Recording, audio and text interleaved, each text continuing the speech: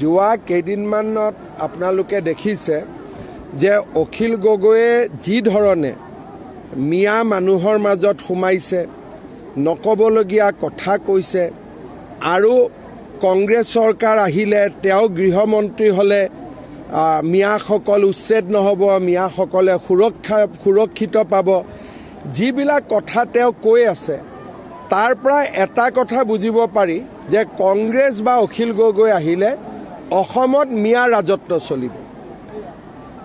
অসমীয়া মানুহৰ কোনো কামেই নাথাকিব। যি ধৰণে কথাখিনি তেওঁ কৈ আছে, তেওঁলোকে কৈছে যে 700 মানুহে টিকট খুজিছে, লিষ্টখন প্ৰকাশ কৰক। আপোনালোকে দেখিব তাৰ ভিতৰত 600 অকল মিয়া। বিজেপিয়ে মই ভাবোঁ যে 106টা সমষ্টিত বিজেপিয়ে জিকিব পাৰে, কিন্তু মানুহেওতো জিকাব লাগিব। গতিকে যদি মানুহে জিকাম বুলি ভাবে 106টালৈকে জিকাব পাৰে, তাৰ ওপৰত নোৱাৰে।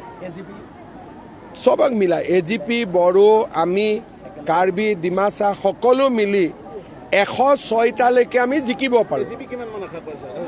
আগৰ দৰে আগত যেনেকৈ আছে তেনেকৈ মোটামুটি থাকিব। ছিটবিলাক অলপ চলপ চেঞ্জ হ'ব। কোনোবা ছিটত আমি উঠিম, আমাৰ ছিটত তেওঁলোক উঠিব, তেওঁলোক অদল বদল হ'ব। সংখ্যা মোটামুটি একে থাকিব, এটা দুটা বাঢ়িবও পাৰে, এইটো কোনো কাজিয়া কৰাৰ কথা নথয়, ঘৰুৱাভাৱে হৈ যাব চব। যোৱা